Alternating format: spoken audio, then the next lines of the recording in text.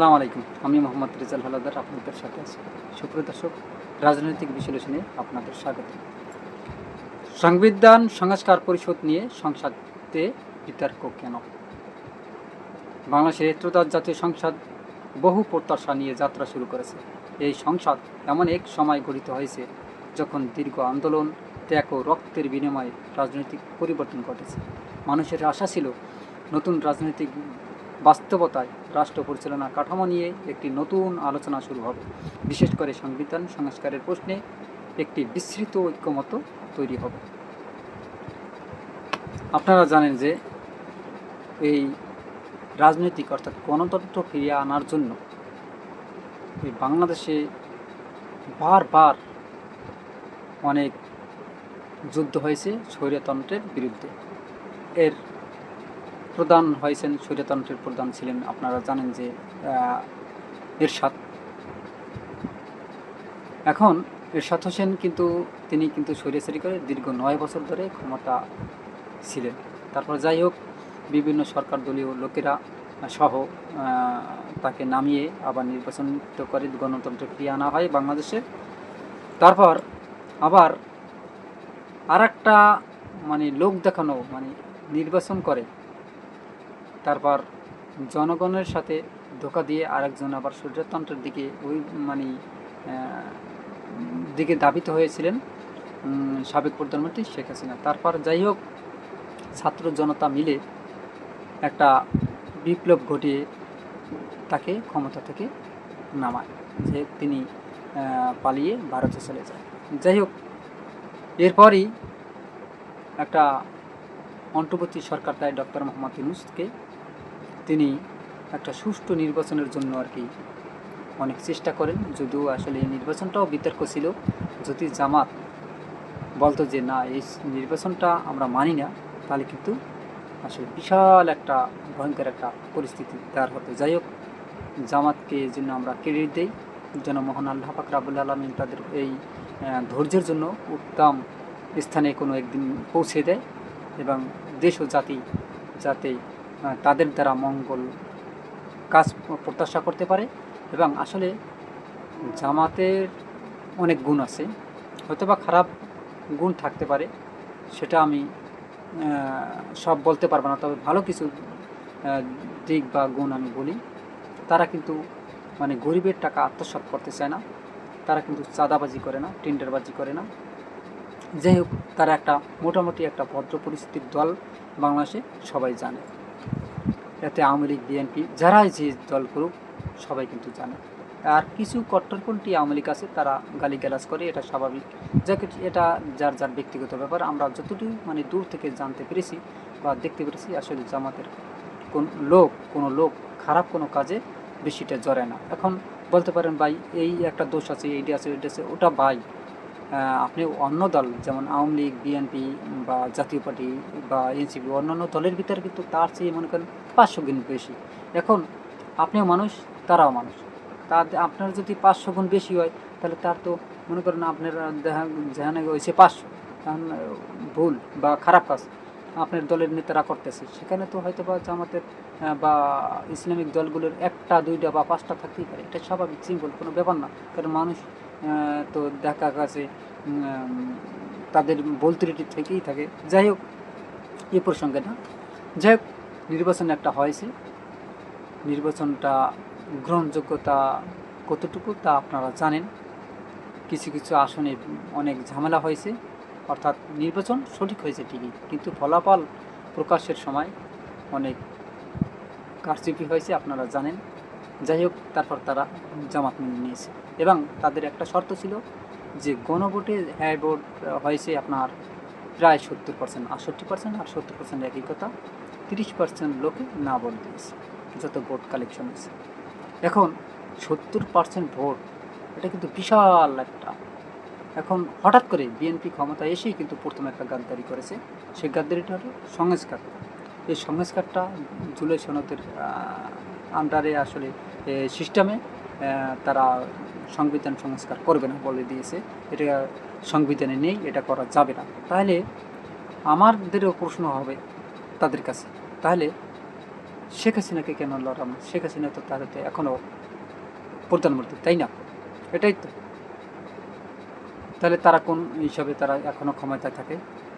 তারাও নেমে যাক, যেহেতু সংবিধান মানবেই। তাহলে রাষ্ট্রপতি তো এখন বর্তমানে রাষ্ট্রপতি আছে, আর সব বাদই দিলাম, এটাই তো স্বাভাবিক। যাই হোক, কিছু সংসদের শুরুতেই একটি বিতর্ক সামনে এসেছে, সেটা হলো সংবিধান সংস্কার পরিষদ গঠন এবং সংবিধান পরিবর্তনের পদ্ধতি নিয়ে মতভেদ। অনেকের কাছে একটি মৌলিক সাংবিধানিক প্রশ্ন বলে মনে হচ্ছে, আবার অন্যদের মতে এটি একটি অপ্রয়োজনীয় বিতর্ক বা যা মূল কাজকে বিলম্বিত করেছে। আসলে বিষয়টি একটু গভীরভাবে দেখলে বোঝা যায়, বিতর্ক কেবল শপথ নেওয়া বা না নেওয়া কিংবা আইনি বৈধতার প্রশ্নে সীমাবদ্ধ নয়, এগুলো মূল সমস্যার উপসর্গ মাত্র। প্রকৃত প্রশ্নটি হচ্ছে, সংবিধান সংস্কার কিভাবে হবে এবং সেই সংস্কারের বৈধতা কোথা থেকে আসবে? বাংলাদেশের যে রাজনৈতিক আন্দোলনের মধ্য দিয়ে সাম্প্রতিক পরিবর্তন এসেছে, সেখানে বহু রাজনৈতিক দল একত্রিত হয়েছিল। মোটা দাগে তাদের মধ্যে একটা বিষয়ে ঐকমত্য ছিল, সেটি হলো কেবল একটি সরকারের পতন ঘটালেই সমস্যার সমাধান হবে না। রাষ্ট্রের ক্ষমতার কাঠামোর মধ্যেই এমন কিছু দুর্বলতা আছে যা ভবিষ্যতে আবারও কর্তৃত্ববাদী শাসনের সুযোগ তৈরি করতে পারে। তাই সংবিধানের ক্ষমতার কাঠামো সংস্কার করা প্রয়োজন। এই লক্ষ্যে সামনে রেখে বিভিন্ন রাজনৈতিক দল, নাগরিক সমাজ ও বিশেষজ্ঞদের মধ্যে দীর্ঘ আলোচনা হয়েছে। সেই আলোচনায় সংবিধানের কোনো অংশ পরিবর্তন করা প্রয়োজন তা নিয়ে অনেকটা স্পষ্টতা তৈরি হয়েছে। বেশিরভাগ ক্ষেত্রেই বিভিন্ন দলের মধ্যে ঐক্যমত্য হয়েছে যে কিছু বিষয়ে ভিন্ন মত রয়েছে, যা স্বাভাবিক, কিন্তু সমস্যা তৈরি হয়েছে সংস্কার বাস্তবায়নের পদ্ধতি নিয়ে। রাজনৈতিক বাস্তবতা দেখানো যায়। এই আন্দোলনের অংশ নেওয়া শক্তিগুলোকে মোটামুটি দুই ভাগে ভাগ করে দেখা যায়। একদিকে ছিল বিএনপি, গণতন্ত্র মঞ্চ এবং আরও অনেক রাজনৈতিক দল। তারা দীর্ঘদিন ধরে রাষ্ট্র সংস্কারের কথা বলেছিল। তাদের মতে ক্ষমতার অতিরিক্ত কেন্দ্রীয়করণ বা সাংবিধানিক কাঠামো কিছু দুর্বলতা ভবিষ্যতে স্বৈরশাসনের পথ খুলে দেয়। অন্যদিকে কিছু দল শুরুতে সংস্কারের বিষয়ে খুব স্পষ্ট অবস্থান নেননি। পরে তারা আলোচনায় সক্রিয়ভাবে যুক্ত হয় এবং ধীরে ধীরে সংস্কার আলোচনার গুরুত্বপূর্ণ ভূমিকা নিতে শুরু করে। পরে সংবিধান সংস্কার নিয়ে আলোচনা চালানোর জন্য একটি ঐকমত্য কমিশন গঠিত হয়। এই কমিশনের মাধ্যমে বিভিন্ন প্রস্তাব নিয়ে আলোচনা হয়, কিন্তু এখানেও মতবাদ পার্থক্য বাড়তে থাকে। কিছু দল চেয়েছে আর গভীর ও মৌলিক পরিবর্তন, অন্যদিকে কিছু দল ধীরে চলার পথে অবস্থান নেই। ফলে যে সমঝোতার পরিবেশ তৈরি হয়েছিল তা কিছুটা দুর্বল হয়ে পড়ে। শেষ পর্যন্ত লক্ষ্য একটাই উচিত, এমন একটি সাংবিধানিক কাঠামো তৈরি করা যাতে ভবিষ্যতের ক্ষমতার অপব্যবহার রোধ করা যায় এবং গণতন্ত্রের প্রাতিষ্ঠানিক ভিত্তি শক্তিশালী হয়। সংবিধান সংস্কার সেই বৃহত্তর লক্ষ্য পূরণের একটি উপায়। আরেকটি সমস্যা ছিল সংস্কার বাস্তবায়নের পদ্ধতি নিয়ে যথেষ্ট আলোচনা না হওয়া। সংবিধানের কোন অংশ পরিবর্তন করতে হবে তা নিয়ে অনেক আলোচনা হয়েছে, কিন্তু কিভাবে সেই পরিবর্তন কার্যকর করা হবে সেই প্রশ্নে পর্যাপ্ত মনোযোগ দেওয়া হয়নি। এটা কিন্তু বাস্তব। শেষ পর্যন্ত বিষয়টি ঐকমত্য কমিশনের ওপর ছেড়ে দেওয়া হয়, কিন্তু কমিশনের প্রস্তাব নিয়েও পরে বিতর্ক তৈরি হয়।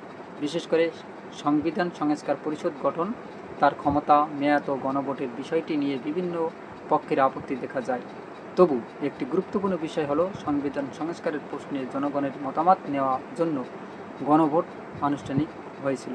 সেখানে জনগণ সংসদ সদস্যের সংবিধান সংস্কারের ক্ষমতা দেওয়ার পক্ষে মত দেয়, অর্থাৎ জনগণ মূলত রাজনৈতিক প্রতিনিধিদের ওপর এই দায়িত্ব অর্পণ করেছে। এখানে বিতর্কের আরেকটি দিক সামনে আসে। সাধারণভাবে একটি রাষ্ট্রের সংবিধানই সর্বোচ্চ আইন। সরকারের কোনো আইন বা সিদ্ধান্ত যদি সংবিধানের সঙ্গে সাংঘর্ষিক হয় তাহলে তা বাতিল হতে পারে। সংবিধানের ব্যাখ্যা দেওয়া ক্ষমতাকে থাকে উচ্চ আদালতে। কিন্তু প্রশ্ন হলো, খোদ সংবিধান নেই যদি মানুষের অসন্তোষ তৈরি হয়, তখন পরিবর্তনের বৈধতার কোথা থেকে আসবে? সংবিধান কি নিজেই পরিবর্তনের সীমা নির্ধারণ করবে, নাকি জনগণের সার্বভৌমত্ব সিদ্ধান্ত সেই পরিবর্তনের ভিত্তি হবে? বিশ্বের অনেক দেশে এই প্রশ্ন নিয়ে দীর্ঘ আলোচনা হয়েছে। সাংবিধানিক আইন একটি গুরুত্বপূর্ণ ধারণা হলো মৌলিক কাঠামো বা বেসিক স্ট্রাকচার। এর অর্থ সংবিধান সংশোধন করতে পারলেও এমন পরিবর্তন করতে পারে না যা সংবিধানের মৌল চেতনা বদলে দেয়। বাংলাদেশেরও আদালতে এই নীতির ভিত্তিতে কয়েকটি সংশোধনও বাতিল করেছে। এই অভিজ্ঞতার কারণেই অনেকের মতে সংবিধান সংস্কারের একটি বিশেষ প্রক্রিয়া প্রয়োজন। এখানে সংবিধান সংস্কার পরিষদ ধারণাটি আসে। এ প্রস্তাবের মূল যুক্তি হলো গণতন্ত্রের সব ক্ষমতার উৎস জনগণ।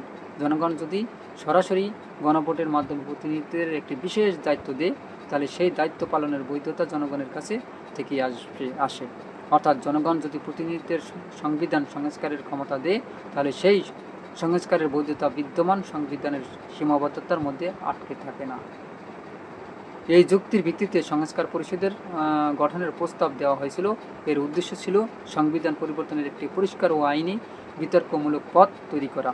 তবে বর্তমানে দেখা যাচ্ছে সংসদে এই প্রশ্ন নিয়ে নতুন করে বিতর্ক শুরু হয়েছে। কেউ কেউ গণভোটের সিদ্ধান্ত নিয়েও আপত্তি তুলছে। তারা বলছে প্রক্রিয়াগত কিছু বিষয় সঠিকভাবে অনুসরণ করা হয়নি। এই অভিযোগের পেছনে রয়েছে রাজনৈতিক বাস্তবতা ও রয়েছে অনেকের মতে আলোচনার সময় কিছু সিদ্ধান্ত দ্রুত নেওয়া হয়েছিল এবং সব পক্ষ সমানভাবে সন্তুষ্ট ছিল না। তবু একটি মৌলিক বিষয় ভুলে গেলে চলবে না, সংবিধান সব আইনের বৈধতা নির্ধারণ করে ঠিকই, কিন্তু সংবিধান নিজেই তার বৈধতা পায় জনগণের কাছ থেকে। তখন একটি সমাজে ব্যাপক রাজনৈতিক আন্দোলন ঘটে এবং মানুষ বড় ধরনের পরিবর্তনের পক্ষে রায় দেয়, তখন সেই পরিবর্তনের বৈধতা উৎস জনগণই হয়। বাংলাদেশের সম্প্রতি রাজনৈতিক পরিবর্তন অনেকের কাছে সেই বাস্তবতারই প্রতিফলন। তাই সংবিধান সংস্কারের প্রশ্নে আইনি বিতর্কের পাশাপাশি রাজনৈতিক বাস্তবতাকে বিবেচনা নিতে হবে। শেষ পর্যন্ত লক্ষ্য একটাই হওয়া উচিত, এমন একটি সংবিধান কাঠামো তৈরি করা যাতে ভবিষ্যতে ক্ষমতার অপব্যবহার রোধ করা যায় এবং গণতন্ত্রের প্রাতিষ্ঠানিক ভিত্তি শক্তিশীল হয়। সংবিধান সংস্কার সেই বৃহত্তর লক্ষ্যে পূরণের একটি উপায়। তাই এই বিতর্ক যেন মূল উদ্দেশ্যকে আড়াল না করে, সেটা কি এখন সবচেয়ে বেশি নজর দেওয়া উচিত বলে আমি প্রয়োজন মনে করি। সুপ্রিয় দর্শক, আপনারা কি মনে করেন? অবশ্যই আপনাদের মতামত কমেন্টে জানান। কারণ এই সংবিধানটা কিন্তু আপনারা যে কারণগুলো উল্লেখ করেন, আসলে সংবিধান কারা তৈরি করে? মানুষ।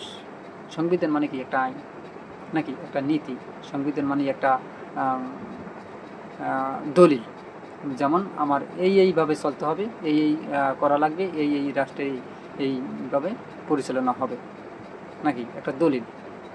এখন এটা করছে কি মানুষ। এখন মানুষ যদি সেটা সংস্কার করতে না পারে, এবং এই সংস্কার কাদের জন্য? জনগণের জন্য নাকি, বা আমার জন্য বা আপনার জন্য? এটা তো মানুষের জন্য।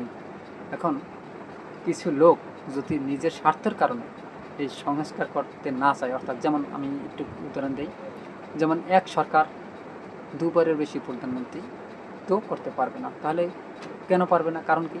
কারণ তার ভিতর স্বৈরচারিতার ভাব দেখা দিয়েছে না? আপনারা কি পান নাই? স্বৈরচারীর কোনো ভাব পান নাই? আপনারা শেখ হাসিনার ভিতর পান নাই? আপনারা অন্য আরও বিভিন্ন দেশের ভিতর পান নাই? এখন যদি আপনারা গণতন্ত্র চান, তাহলে অবশ্যই এটা করেন। যেমন আপনার বিশ্বের আপনার আমেরিকা দেখেন, দুইবারের বেশি কিন্তু তারা প্রেসিডেন্টের করতে পারে না। সুন্দর না? যাই হোক, আসলে সংস্কার করা আমি মনে করি, যেহেতু 70% লোক আপনার গণভোটে হ্যাঁ দিয়েছে, তার মানে তারা সংস্কার চায়। অতএব সেই পক্ষেই রায় আপনারা দেন এবং জনগণের যে ভোটটাকে আপনারা গ্রাহ্য করেন, বেইমানি করবেন না। কারণ বেইমানি করলে আল্লাহ কিন্তু সহ্য করেন না। আজ আছি কাল নেই, বুঝতে পেরেছেন? এমনকি মানুষের লাইফটাই হয়তো বা আজকে আমরা ক্ষমতায় আছি, কালকে আমার ক্ষমতা নেই। তা না হলে সেক্ষেত্রে কিন্তু বাংলাদেশে থেকে যেতে না, তিনি কিন্তু এখনও ক্ষমতায় থাকতেন। মহান আল্লাহ পাক রব্বুল আলামিন চাইনি, বিদায় শেষ ছিল। যাই হোক, সুপ্রিয় দর্শক, আপনারা কি মনে করেন? আসলে এই যে আপনার সংবিধান কি সংস্কার করা প্রয়োজন না? অবশ্যই আপনার মূল্যবান মতামত RS বাংলা নিউজ 24-এর কমেন্টে লিখুন, এবং যদি ভিডিওটি ভালো লাগে RS বাংলা নিউজ 24-কে সাবস্ক্রাইব করুন। এরকম নতুন ভিডিও পেতে বেল বাটন অন করুন এবং ভিডিওটি সবাইকে দেখার সুযোগ করে দিন, লাইক ও শেয়ার করে। আজ এ পর্যন্তই। আসসালামু আলাইকুম রহমতুল্লাহি ওয়া বারাকাতুহু।